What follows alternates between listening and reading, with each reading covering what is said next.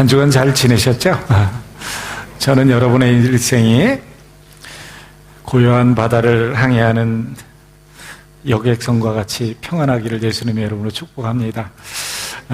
두려움이 없는 그런 삶을 사시기를 바랍니다.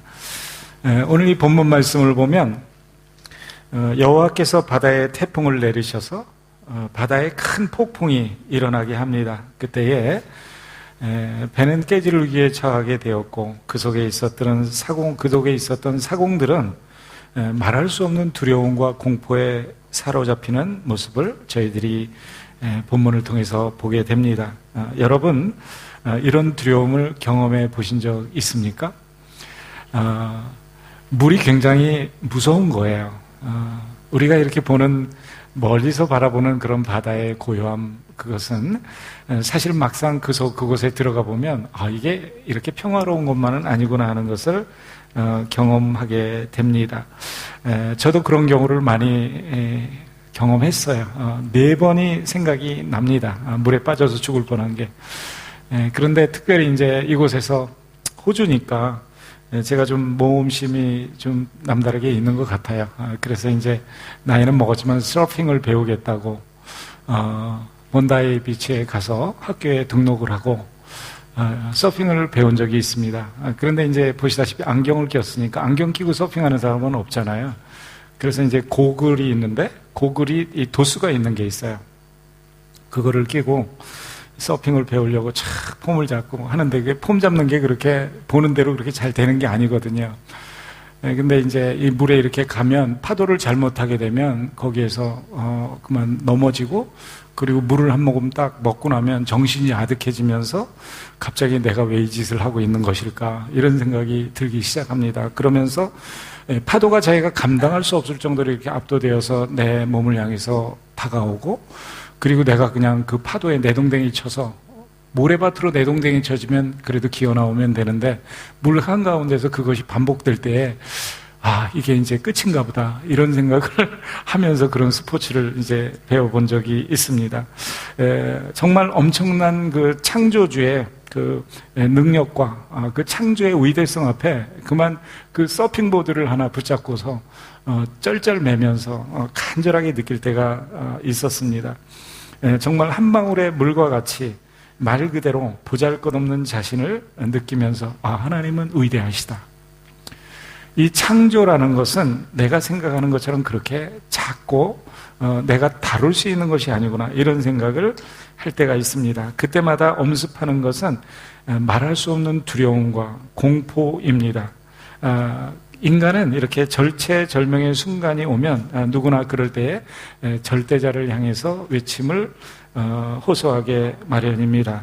그것은 야훼 하나님, 우리가 믿는 하나님을 알지 못하는 하나님과 상관이 없는 사람들도 마찬가지입니다. 그것은 그들 속에 있는 본능이 그렇게 작용하기 때문에 그렇습니다. 그래서 그 알지 못하는 창조의 배후에 그 창조를 통치하고 움직이는 절대자를 향해서 자기를 구원해달라고 외치게 되는 것이죠.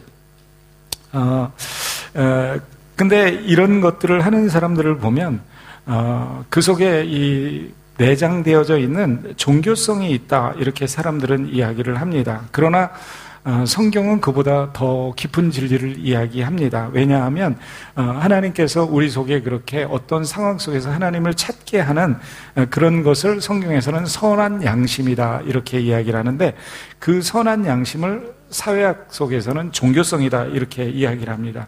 그리고 그 선한 그 양심 또는 그 종교성이 하나님을 찾게 한다라고 말을 합니다.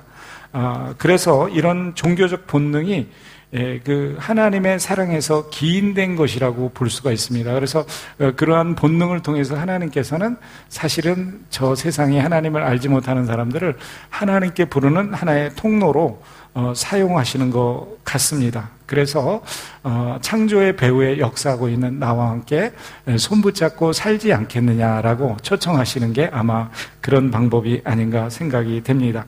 오늘 본문에 나타나는 요나서에도 사공들이 마찬가지 것을 경험하고 있는 것을 볼 수가 있습니다.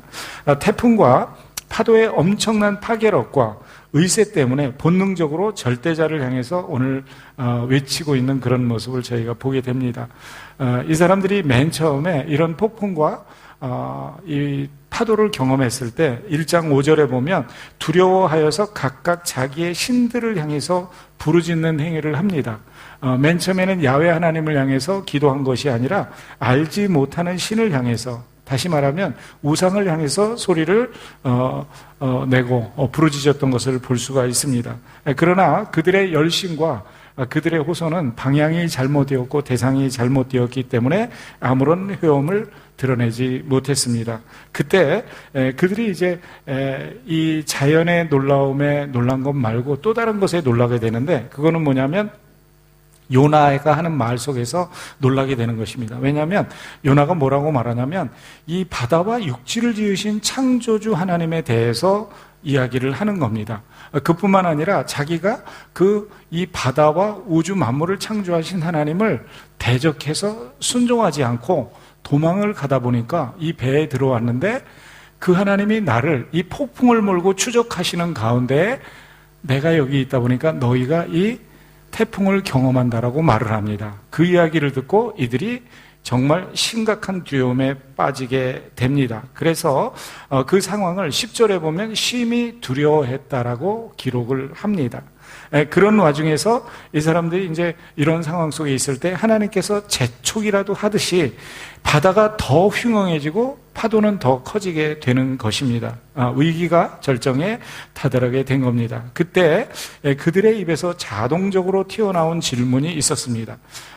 요나를 향해서 3가지 질문을 하는데, 첫 번째 질문은 이거였습니다. 야, 이 재앙이 누구로 인해서 일어나는 것이냐? 너 어디서 왔고 직업은 무엇이고 어느 민족에 속하고 어느 나라의 사람이냐라고 묻습니다. 그렇게 이야기를 하자 이제 자기 신분을 밝히고 자기는 하나님을 경외하는 사람이라고 이야기를 합니다. 그리고 자기가 이제 이 태풍의 원인이라고 말을 합니다. 그때 이 사람들이 놀라서 10절에 다시 묻습니다. 야, 어떻게 그런 일을 행할 수가 있느냐? 어찌하여 그렇게 행했느냐? 이렇게 묻습니다. 그리고 나서 3번째 묻는 질문이 오늘 저에게 주어진 본문 11절이 되겠습니다. 자, 그렇다면 네가 이런 원인 제공자라면 우리가 너를 어떻게 하여야 바다가 우리를 위하여 잔잔해지겠느냐라고 묻는 것입니다. 내가 이 공경과 위기를 끌어들인 당사자라면 해결책도 알고 있지 않겠느냐라고 묻고 있는 것입니다. 그리고 그들의 마음 한가운데는 아마 이 창조주를 기쁘게 해서 지금 이 폭풍을 일으키는 그 알 수 없는 그 신을 기쁘게 해서 좀 벗어나야 되겠다는 생각이 들었을 것입니다. 그러면서 속으로는 이 바다와 육지를 지었다고 말하는 그분의 분노를 달래려면 이 촉발시킨 이 사람을 어떻게 좀 해치워야 되는 거 아닌가, 이런 생각을 내면적으로 할 수도 있었을 것 같습니다. 이런 것들은 저희가 우리 한국의 상황을 살펴보면 금방 이해가 갑니다. 그래서 바다에서 물고기를 잡고 어부의 삶을 살아가는 사람들은 어떻게 하죠? 바다에다가 용왕제라는 것을 이렇게 드리는 것을 볼 수 있잖아요. 그리고 또 거기에다가 희생을 드리고 뭐 이렇게 대신해서 하는 걸 봅니다. 그리고 우리가 그러한 맥락에서 또 쓰여진 우리 전통 이야기 소설책이 있잖아요. 심청전을 보면 어떻게 신봉사에 눈을 뜨려고 그러면 제물로 거기 신당수라고 그러나요? 거기다가 딸을 갖다 희생제물로 바치면 눈이 번쩍 뜨이는 이런 일들이 일어나는 것을 볼 때에 아마 비슷한 이런 종교성, 성경적으로 말하면 선한 양심이 여기에서 작용이 되어지는 것이 아닌가, 이렇게 생각이 됩니다. 여러분들은 어떻습니까? 여러분들의 삶의 위기 가운데 그런 생각이 들 때 더러 있지 않습니까? 도대체 나한테 이런 어려움이 왜 생기는 거야? 내가 혹시 하나님께 뭐 잘못한 거 있나? 그러면서 이 전능하신 하나님을 믿는 사람들보다 오히려 믿지 않는 사람들이 이런 생각을 많이 합니다. 왜냐하면 하나님을 믿는 사람들은 하나님은 사랑이시라는 것에 대한 신뢰와 믿음이 있기 때문에 그래도 이렇게 보복하시는 하나님에 대해서 뭔가를 자기가 해야 된다는 생각을 덜 합니다.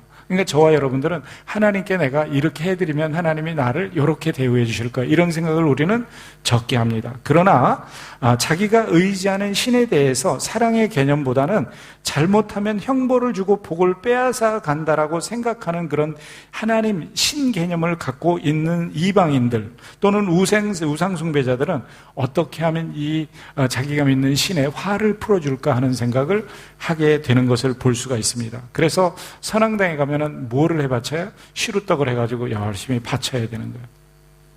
그리고 또 그러한 연약한 심령을 이용해가지고 무당이나 점장이들은 어떻게 해요?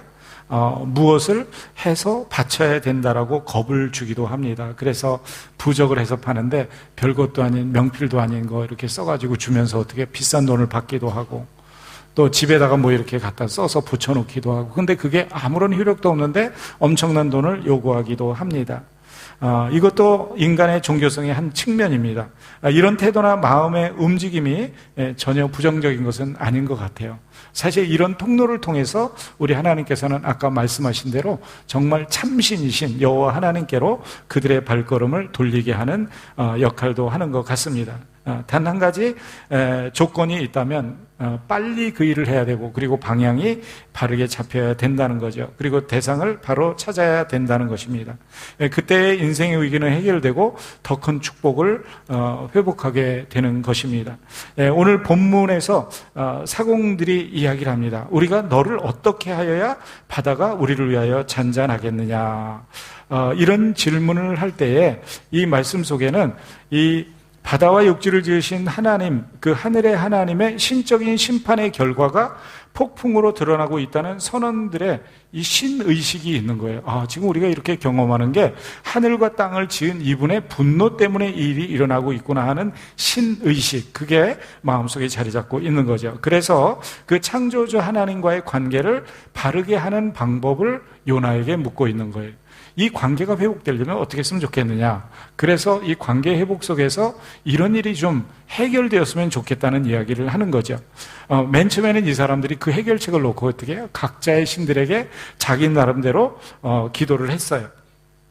그런데 이제 서서히 방향을 바로 잡아가고 있는 거죠. 진정한 경배의 대상은 바로 요나가 회피한 바로 그 하늘의 하나님 여호와인 것을 조금씩 인식해 가고 있는 과정이라고 볼 수가 있습니다. 이렇게 이제 선원들의 질문을 받은 요나가 오늘 본문을 보면 즉시 대답을 합니다. 나를 들어서 바다에 던져라. 그리하면 바다가 너희를 위하여 잔잔하리라. 너희가 이 큰 폭풍을 만난 것은 나 때문인 줄을 내가 아노라. 이렇게 이야기를 합니다. 오늘 본문 12절입니다. 요나는 폭풍이 자신의 불순종으로 인함인 것을 인정합니다. 즉 이 고난과 위기가 바로 여호와의 낯을 피한 요나 자신에게 대한 야훼 하나님의 추격이고 야훼 하나님의 심판인 것을 지금 대답해 준 거예요. 여기에서 우리는 요나의 성품을 다시 짐작을 해보게 됩니다. 성격도 급하고 완고한 것을 다시 오늘 본문에서 확인을 하는 거예요. 조금도 변화되지 않고 뉘우침이나 회개의 심령이 없는 완악한 요나의 모습이 오늘 본문에서 또 드러나는 거예요. 사실을 인정하지만 자신이 바다에 던져져 죽더라도 아직까지 어떻게 나는 이 불순종을 회개하지 않는다는 거예요. 만약 이런 상황에서 요나가 선원들 앞에서 자신의 잘못을 인정한 후에 하나님 앞에 무릎을 탁 꿇고 진정한 회개의 어떤 장면을 연출을 했다면 어떤 일이 일어났을까? 여러분 한번 상상해 보십시오. 요나가 자기의 간단한 설교에 회개하고 돌아온 니느웨를 용서하시는 그 하나님을 원망하면서 심히 싫어하고 노했던 것, 기도한 것 나중에 나옵니다. 하나님은 은혜로우시고 자비로우시며 노하기를 더디하시며 인애가 크셔서 뜻을 돌이키셔서 재앙을 내리지 아니하시는 하나님인 것을 요나는 너무나 잘 알고 있어요. 저는 바로 그 하나님이 진정으로 회개하는 무릎을 꿇은 요나라면 분명히 용서를 해 주셨을 것을 믿습니다. 이런 하나님을 요나는 정확히 알고 있었기 때문에 니느웨로 가지 않고 지금 다시스로 도망을 가는 거 아니겠습니까? 여기에서 저는 우리의 마음속에 흐르는 요나 같은 완악을 깊이 살펴보기를 원합니다. 여러분들과 저의 마음이 용서에 부여하시고 인애에 풍성하신 하나님을 몰라서 우리가 회개하지 않습니까? 우리가 우리의 고집을 꺾어버리고 하나님을 인정하면, 순종만 하면 우리의 인생은 순항을 하게 되는데 우리는 끝까지 완악합니다. 죽일 테면 죽여라. 배째라 하는 사람들이 오늘날 얼마나 많습니까? 영적으로 그러는 거죠. 죽더라도 내가 생각하기에 옳은 대로 행하겠다는 것입니다. 저는 그런 분들을 지난주에도 몇 분을 만났어요. 예배로 초청을 하고요. 이제는 때가 되었습니다. 돌아오십시오. 말은 나이스하게 하는데 이 요나와 거의 다를 바 없는 모습들을 그들 속에서 발견할 때가 있습니다. 그리고 제 속에서도 그런 모습을 발견할 때가 있습니다. 죽더라도 내가 생각하기에 옳은 대로 행하겠다는 거예요. 사실 이런 우리의 강팍함은 우리가 생각하는 것보다 더 심각하게 우리의 심성 속에 깊이 뿌리를 내리고 있다는 사실을 우리는 인정해야 합니다. 출애굽기에 기록되는 바로를 보십시오. 그 바로는 저 바로가 아니고 내 속에 있는 바로인 것을 우리는 생각을 해야 합니다. 온 물이 피가 되어서 애굽을 덮고 개구리가 온 애굽을 덮어도 회개하지 않습니다. 이와 파리떼가 습격을 하고 가축들이 병들어 죽고 전국에 독종이 퍼져서 백성들이 도탄에 빠져도 절대로 회개하지 않습니다. 우박이 온 애굽을 치고 메뚜기가 소동을 부려도 흑암이 온 땅을 덮어도 바로는 회개하지 않습니다. 하나님의 명령을 따라 이스라엘 자손을 보내지 않습니다. 무엇을 말합니까? 인간은 완악하다는 것입니다. 쉽게 회개하지 않는다는 것입니다. 그리고 우리의 내면에는 이런 바로가 있다는 것 잊지 말아야 한다는 것입니다. 마찬가지로 오늘 본문의 요나와 같은 고집과 회개하지 않는 불순종의 영이 우리의 영혼에도 뿌리 깊게 자리 잡고 있을 수 있다는 것입니다. 우리는 억만가지 핑계를 댑니다. 이런저런 이유들을 댑니다. 그러면서 하나님의 뜻을 순종하지 않습니다. 그러므로 우리는 하나님 앞에 마음이 완악해지지 않도록, 고집스러워지지 않도록 늘 주의를 기울여야 합니다. 성령께서 굳은 마음을 제하고 부드러운 마음을 주도록 우리는 성령의 만져주심 속에 우리 자신을 겸손하게 내어드려야 합니다. 오늘 이 본문을 보면 이러한 요나의 모습 속에서 그런 완악도 드러나지만 나를 들어 바다에 던지라는 말 속에 굉장히 책임감이 있는 그런 인간의 모습도 또한 있습니다. 사실 우리가 살아가는 이 시대의 어려움은 뭐냐면 책임을 질 줄 아는 사람이 많지 않다는 것이 아니겠습니까? 우리가 경험하는 이 공동체의 어려움들은 대부분이 책임을 회피하는 사람들로 가득 차 있기 때문에 어려움을 경험할 때가 많습니다. 오늘날 이 사회가 이렇게 어려운 것은 책임을 지는 그런 사람들이 많지 않기 때문에 그렇습니다. 좋을 때는 모두가 자기 입속을 차리고 기득권을 누리고 큰 소리를 치지만 막상 누군가 책임을 질 사람이 필요하면 발뺌을 하는 게 우리들의 심성이 아니겠습니까? 나라도 마찬가지고 또 회사도 마찬가지고 교회 공동체도 마찬가지고 배운 공동체도 마찬가지입니다. 잘 되는 공동체는 어려움과 위기가 닥치면 누구나 책임을 지겠다라고 서로 나설 때 그 공동체는 멋지게 성장하는 공동체, 함께 행복을 누리는 공동체가 된다고 믿습니다. 마음이 완악하면 최소한 책임감이라도 있어야 하는데 마음도 완악하고 책임감도 없으면 그런 사람이 많은 공동체나 그런 사회는 어떤 모습이 되겠습니까? 문제점을 지적하는 것은 누구나 할 수 있습니다. 먼지를 털어내는 실력은 누구에게나 있습니다. 그러나 그 먼지를 제거하는 방법에 대해서 내가 책임지겠다고 또 잘못된 것을 지적하는 대신 그 잘못을 내가 끌어안고 수정하겠다라고 말하는 사람은 많지 않기 때문에 문제가 되는 것 아니겠습니까?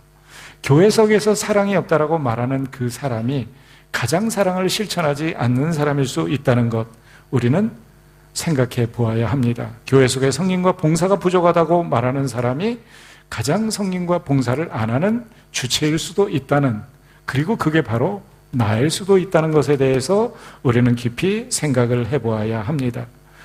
모든 공동체는 문제점을 지적하는 사람들에 의해서 전진하고 성장하는 것이 아닙니다. 문제를 보았으면 그것을 내가 책임지겠다고 헌신적이고 책임감 있는 행동을 하는 사람들에 의해서 자라가고 전진하고 아름답게 발전하는 것 아니겠습니까? 이것은 모든 공동체가 마찬가지인 것 같습니다. 우리 모두 깊이 생각하고 적용해 볼 만한 그런 주제인 것 같습니다. 나는 필요할 때 책임을 지겠다고 나서는 사람인가? 아니면 무슨 책임질 만한 일만 있으면 어떻게 핑계를 대면서 회피하는 사람인가? 어떤 사람은 책임질 일이 있으면 그 책임을 안 지는 것으로 끝나는 것이 아니라 오히려 불평을 하는 분도 계시더라고요. 투덜대는 분도 계시더라고요. 책임을 안 지는 거는 괜찮아요. 근데 책임을 지려는 사람들을 오히려 비난하고 너만 잘나느냐는 식으로 말하시는 그런 분들도 만나면서 가슴이 아파 본 적도 있습니다. 책임을 안 지는 정도가 아니라 책임을 전가하는 사람도 또 보게 됩니다. 다 네 탓이라는 거예요. 아마 그래서 우리 옛말에 잘 되면 제 탓이고 안 되면 조상 탓이라는 말이 생겨났는지도 모르겠습니다. 가정에서도 그렇고 직장에서도 마찬가지입니다. 여러분과 저는 작더라도 책임을 질 줄 아는 사람들이 되었으면 좋겠다는 생각이 듭니다. 만약에 우리가 요나처럼 완악하고 불순종의 사람인데 요나와 같은 자기 의에 사로잡힌 책임감마저 그런 것마저 없다면 우리는 참 보잘것없는 그런 존재가 아니겠습니까? 우리가 정말 그런 그리스도인이라면 우리는 어떻게 보면 세상의 빛보다는 세상에 어두움을 주는 그런 존재일 수가 있을 것 같습니다. 이렇게 오늘 본문에서 요나의 솔직한 대답을 들은 사공들이 행동이 참 너무나 다릅니다. 요나를 구하기 위해서 최선을 다하는 모습을 오늘 본문에서 보여주는 거죠. 13절을 보면 힘써서 노를 저어서 배를 육지에 대고자 애쓰는 모습을 저희에게 보여줍니다. 요나의 말대로 그 사람을 들어서 그저 바다에 던져버리면 간단하게 문제는 해결이 되어지는데 그런 간단한 방법을 쓰지 않고 정말 있는 힘을 다해서 노를 저어서 배를 육지에 대려고 하는 그 모습을 기록해 놓고 있습니다. 이게 무슨 뜻이죠? 요나의 목숨을 좀 건져보겠다는 거예요. 이 사람 살려보겠다는 거예요. 이 사람 죽이지 않고도 문제를 좀 해결해 보겠다는 거예요. 사명을 받고 니느웨에 회개를 선포해야 했던 이 하나님의 사람 요나와는 너무나 대조적인 모습을 보여주지 않습니까? 니느웨 백성의 그 수많은 사람들의 목숨에 대해서 그토록 무관심했던 요나와는 달리 자기들에게 피해를 끼친 이 요나 한 사람의 생명에 대해서 깊은 존중을 가지고 있는 이 이방인 사공들의 모습이 오늘 본문에 보여지고 있습니다. 자신들의 생명을 위기에 떨어지게 했던 요나를 건지고자 애쓰는 이 사공들을 바라보면서 요나는 무슨 생각을 했을까요? 아마 이런 것들을 하나님께서 보여주면서 요나에게 간접적으로 말씀하고 계신 것 아닐까요? 요나야, 이 사람들 봐라. 자신들을 공경에 빠뜨린 너를 구하기 위해서 오히려 애쓰고 수고하면서 최선을 다하는 이 사공들 좀 봐라. 야, 하물며 너는 선지자가 되어서 니느웨의 그 수많은 백성들을 구원하기 위해서 내가 너를 보냈는데 너 내 심정을 모르겠니? 그들의 그 생명이 귀한 것을 너는 모르겠니? 아마 우리 하나님께서는 이러한 모습을 통해서 요나를 깨우치고자 하셨는지도 모르겠습니다. 그런데 오늘 이 본문을 보면 13절에 보면 이렇게 사공들이 애를 쓰면 쓸수록 바다는 점점 더 흉흉해졌다, 파도가 거세어졌다라고 이야기하는 것을 볼 수 있습니다. 선원들의 노력이 수포로 돌아가고 있는 거예요. 이 말씀은 이들의 행동이, 이들의 애씀이 우리 여호와 하나님을 기쁘시게 안 했다, 그런 말이 아니에요. 여기에서 말하는 것은 완악하고 불순종한 요나의 태도 때문이라는 것을 이야기하는 거예요. 요나의 태도, 불순종이 그만큼 심각하다는 것을 하나님은 강조를 하고 계신 것이지요. 이때 놀라운 사건이 일어납니다. 오늘 14절을 한번 보시면 알 수 있습니다. 우리 14절 다 같이 함께 읽어보도록 하겠습니다. 다 같이 읽겠습니다. 시작. 무리가 여호와께 부르짖어 가로되 이 사람의 생명 까닭에 우리를 멸망시키지 마옵소서. 무죄한 피를 우리에게 돌리지 마옵소서. 주 여호와께서는 주의 뜻대로 행하심이다 하고, 오늘 이 본문에 나오는 것은 이게 사공들이 뭐 하는 거죠? 기도하는 거예요. 폭풍 속에서 선상 기도회가 열린 거예요. 인간의 노력이 모두 숲으로 돌아가고 더 이상 소망이 없을 때, 더 이상 소망이 내 가운데 없음을 인식할 때 그들은 기도하는 거예요. 누구에게요? 바다와 육지를 지으신 하늘의 하나님께 기도를 하고 있는 거예요. 이게 이들이 하는 두 번째 기도예요.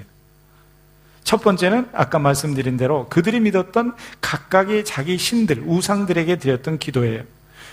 아무런 능력도 없고 무력한 이방 신들에게 기도를 했습니다. 그러나 이제 그들은 방향을 바로 정한 거예요. 누구에게 기도해야 되는지를 알게 된 거예요. 그들은 진정한 기도의 대상을 요나의 고백을 통해서 알게 된 것입니다. 이 난관을 벗어나게 해주실 분이 누구신지를 깨달은 거예요. 그리고 그분 앞에 무릎을 꿇은 거예요. 여러분 상상해 보십시오. 지금 이 장면 속에서 진짜 기도해야 되는 사람은 누굴까요? 네, 전부 요나라고 말씀을 하시는데 정답을 아셨으므로 설교를 여기에서 끝내도록 하겠습니다. 예, 여호와께 부르짖어야 할 사람은 요나가 아니겠습니까? 신학적으로 그리고 교리적으로 종교 배경적으로 여호와를 그토록 잘 알고 있는 요나가 기도해야 되는 것 아니겠습니까? 그러나 그가 기도했다는 말은 성경에 기록되고 있지 않습니다. 오히려 이제 겨우 여호와를 알게 된 사공들이 지금 폭풍 속에서 선상 기도회를 열고 두 손을 들고 무릎을 꿇고 산과 바다를 지으시고 모든 것을 창조하신 야훼 하나님 앞에 기도하고 있는 모습을 보여주고 있습니다. 저는 이런 경우를 가끔 만나게 됩니다. 오늘 오전에도 일부 예배 때 예전에 저한테 청년부 교육을 받았던 부부가 왔어요. 그리고 고백을 하기를, 제가 모태신앙인데 오늘 요나서 설교를 듣고 나니까 제 얘기하는 것 같아요. 이렇게 말씀을 하시더라고요. 그러면서 자기가 모태신앙인데 기도도 제대로 안 하고 오히려 주변에 보면 처음 예수님을 조금 영접하고 이랬는데 너무 열심히 기도하면서 응답을 누리고 순수하게 하나님 앞에 매달리는 그분을 보면서 제가 오늘 말씀 들으면서 좀 느낀 게 있었습니다. 이렇게 말씀을 하시더라고요. 다음 주에 신방을 하기로 했는데 우리 가운데도 또 그런 분들이 있을 수 있지 않겠습니까? 오늘 본문을 보면 이들이 기도를 합니다. 자, 그렇다면 이들이 기도하는 기도의 내용은 무엇일까요? 여러분, 기도의 내용이 요나와는 너무나 대조적인 것을 볼 수가 있어요. 요나는요, 니느웨 사람들 생명 귀한 거 생각하지 않았어요. 그런데 오늘 이 본문을 보면 이 사공들의 기도는 생명 존중 사상이 기도 속에 깊이 들어있어요. 그리고 그것도 자기들은 별로 잘못한 게 없어요. 잘못한 사람은 누구냐면 요나예요. 그런데 자기들이 회개의 기도로 연결시키는 것을 볼 수가 있어요. 요나를 바다에 던져야만 하는 불가피한 우리들의 입장에 대해서, 그 행위에 대해서 하나님의 용서를 구하는 기도를 하고 있는 거예요. 우리 14절 말씀을 좀 더 쉽게 표현하면 이런 거예요. 오 하나님, 이 사람의 생명을 취하는 것 때문에 우리를 죽이지 말아 주십시오. 이 사람이 죽는 것은 저에게 책임을 지도록 하지 마세요. 우리가 죽이고 싶어서 죽이는 거 아닙니다. 그러면서 여호와는 당신이 뜻하시는 대로 폭풍을 내려서 해결하시는 분이니까 하나님께 맡깁니다. 이런 기도를 하는 거예요. 여러분, 이 기도를 듣고 있는 요나의 심정이 어땠을까요? 물속에 지금 던져지기 바로 직전인데 사공들이, 이방인이 선지자인 자기를 위해서 그렇게 기도를 해주는 거예요. 자기가 자랑스럽게 외쳤던 그 하나님을 향해서 회개도 하지 않고 기도도 하지 않는 요나가 그 야훼 하나님을 향해서 회개하면서 용서를 구하는 이 이방 이 선원들의 모습을 보면서 무슨 생각을 했을까요? 여러분, 저도 이 시간 이런 소원을 가져봅니다. 간절한 기도 제목이기도 해요. 우리의 심령이 요나처럼 굳어지지 않도록 하나님 도와주세요. 우리의 심령이 아스팔트처럼 너무 견고해져서 이제는 성령의 은혜고 기도고 은혜고 사랑이고 예배고 예배의 감격이고 찬양의 눈물이고 이런 것도 사라진 이런 사람이 되지 않도록 하나님 좀 도와주세요. 그래서 이 사공들처럼 순수하고 아름다운 고백과 간구를 주님께 드릴 수 있는 그런 사람으로 좀 저를 변화시켜 주십시오. 저는 이런 성령의 역사가 저와 여러분 속에 다시 회복되기를 예수님의 이름으로 축복합니다. 이런 간절한 기도를 드렸지만 현실은 어떻게 피할 수 없는 이 상황이었어요. 그래서 요나를 들어서 바다에 던집니다. 그때 놀라운 일이 일어나요. 바다에 던졌는데 바다에 뛰노는 곳이 곧 즉시로 그칩니다. 15절에 요나의 도망함으로 시작된 풍랑이 요나가 바다에 던져짐으로 인해서 그치게 된 거예요. 여기에서 우리는 한 가지 현실적인 적용점을 성경적으로 찾게 됩니다. 요나서 서두에서 요나가 하나님의 부르심에 불순종하고 도망쳤을 때 한 가지 궁금한 것이 있었어요. 이 말씀을 읽으면서 도대체 여호와의 낯을 피해서 도망하는 사람의 종말은 어떻게 될 것인가? 여호와의 낯을 피해서 도망하는 자의 종말은 어떻게 될 것인가? 이것이 요나서를 읽으면서 저의 최고의 궁금증이었어요. 그 질문에 대한 답이 오늘 본문 15절에 주어지고 있는 거예요. 여호와의 낯을 피하는 인생은 더 이상 전진하는 인생이 될 수가 없다는 거예요. 인생호라는 배는 풍랑을 만나게 되고 내 마음대로 운전할 수 있는 배가 아니라는 절대 인식을 오늘 본문에서 저희들은 하게 됩니다. 내가 결코 선장이 될 수 있는 그런 항해, 인생은 그런 항해가 아니라는 거예요. 어느 곳에 가도 그분이 우리 인생의 선장이라는 거예요. 여러분 혹시 내 인생이 능동태라고 착각하고 계신 분 계십니까? 요즘도 이렇게 우리 성도님들 가운데 병환으로 고생하시는 분들이 계신데 힘들고 정말 절체절명의 건강의 위기가 딱 닥치면 아시는 게 하나 있어요. 호흡 하나도 내 힘으로 되는 거 아니다. 음식 하나 떠나서 요 식도를 타고 내려가는 이것도 내 힘대로 되는 거 아니다. 다시 말하면 인생은 능동태 인생이 절대로 아니라는 거예요. 수동태 인생이라요. 하나님이 하게 하시면 하고 하나님이 먹게 하시면 하고 심장 뛰게 하는 것도 하나님이시라는 거예요. 수동태 인생이라는 것, 하나님의 부르심과 계획을 거부할 수 없다는 것, 주님의 말씀에 불순종하는 인생, 축복의 인생이 절대로 아니라는 거예요. 오늘 본문에서 그런 것들을 보여주는 거예요. 주님의 말씀을 떠난 인생, 보장받은 인생이 아니라는 거예요. 저는 이 시간 여호와의 낯을 피하는 자가 아니라 오히려 여호와의 품을 향해서 자기 인생을 그 은혜의 바다에 난파시키시는 여러분이 되시기를 바랍니다. 세상의 바다에서 난파되면 재앙이에요. 그러나 하나님의 은혜의 바다에서 난파되면 축복인 줄을 믿으시기를 예수님의 이름으로 축복합니다. 여러분, 이러한 하나님의 개입 사건이 일어나면 어떻게 귀결이 될까요? 이렇게 하나님이 개입하셔서 문제가 해결됐어요. 그때에는 하나님의 영광이에요.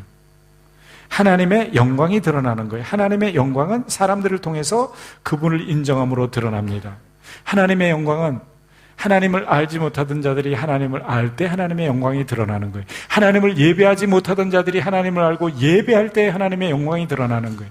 하나님이 찬송받으시기에 합당하신데 찬송이 없던 곳에 그 여호와 하나님을 찬양하고 하나님이 하나님 되시게 할 때 하나님의 영광은 드러나는 거예요. 오늘 이 본문 16절에 나타나는 결론이에요. 우리 16절 말씀을 다 같이 한번 읽어보도록 하겠습니다. 우리 다 같이 읽습니다. 시작. 여호와께 제물을, 바다와 육지를 지으신 여호와 하나님을 향해서 경배를 드립니다. 예배를 드립니다. 요나를 바다에 던지자 잠잠해진 바다를 바라보면서 선원들의 마음속에 놀라운 경외심이 생긴 거예요. 이 사람들은 세 번의 두려움을 경험했어요. 세 번에 걸쳐서 두려움을 경험하는데 첫 번째는 엄청나게 일어나는 이 파도와 폭풍의 모습을 보면서 놀랍니다. 그때 두려움이 생겨요. 그리고 두 번째는 이 폭풍을 움직이시는 여호와 하나님이 계시다. 바다와 이 모든 것들을 창조하신 하나님이 계시다는 요나의 고백을 듣고 놀랍니다. 그리고 세 번째 놀람은 16절 오늘 본문에 나타나는 거예요. 이 하나님이 그냥 멀리 계신 하나님이 아니라 내가 실제적으로 경험되어질 수 있는 하나님이라는 것을 보고 놀라는 거예요.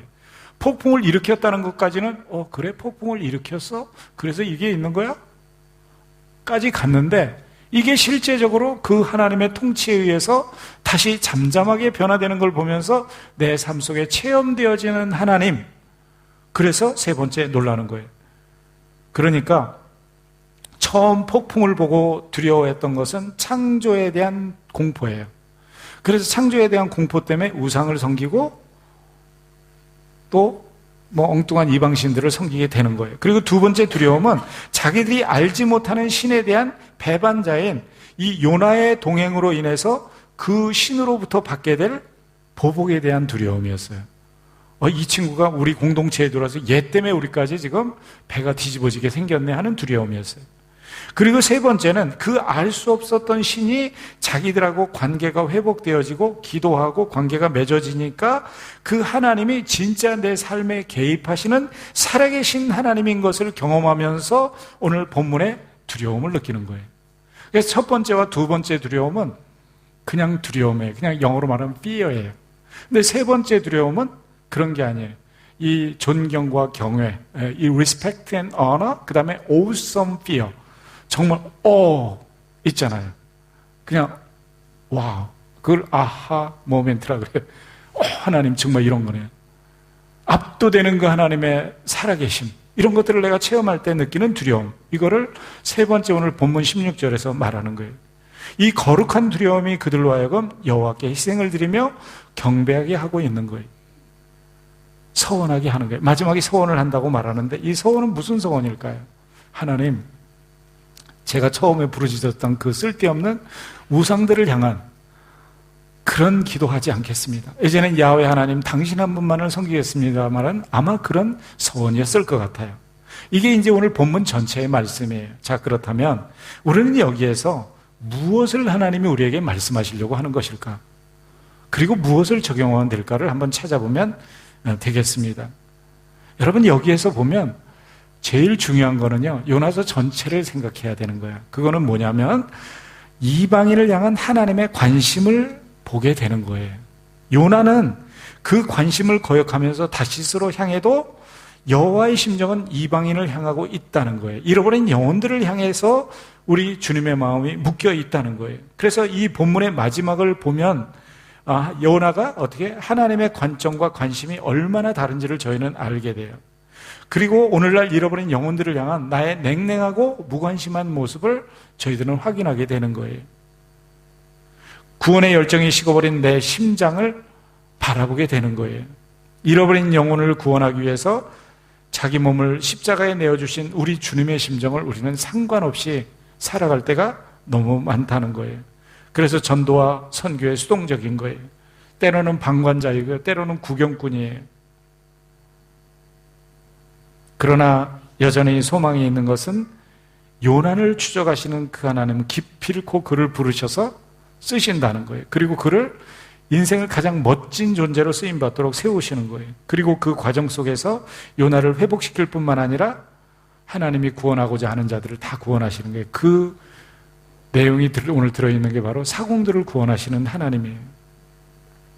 여러분 어떻습니까? 여러분들은 주변에 예수를 알지 못하는 사람들, 인생의 목적을 어디에 두어야 되는지, 그리고 무엇을 붙잡고 살아야 되는지를 알지 못해서 정말 힘들어하는 그 주변 사람들을 바라보면서 여러분은 어떤 생각을 하고 계십니까? 요나처럼 그냥 무감각하게 나는 내 갈 길로 간다라고 말하면서 그래도 나는 하나님 믿어, 이런 분이십니까? 아니면 오늘 본문을 보면 사공들처럼 한 사람이라도 살려내려고 애를 쓰고 나에게 피해를 입힌 자라도 그를 살려서 함께 살아보겠다고 애쓰는 그런 사람입니까? 저는 이 본문을 우리가 함께 묵상하면서 저와 여러분 속에서 잃어버린 영혼들을 향해서 사랑을 갖고 계시고 관심을 가지고 계시고 모든 것을 쏟으시는 그 하나님의 심정이 저와 여러분 속에서 다시 되살아나기를 예수님의 이름으로 축복합니다. 그래서 도망가는 요나가 아니라 정말로 하나님의 품속으로 뛰어드는 그런 멋진 사공들과 같은 저와 여러분이 되어서 주변 사람들을 행복하게 하고 그리고 우리 하나님을 또 영광스럽게 예배하는 우리 모두 되시기를 예수님의 이름으로 축복합니다. 우리 다 같이 자리에서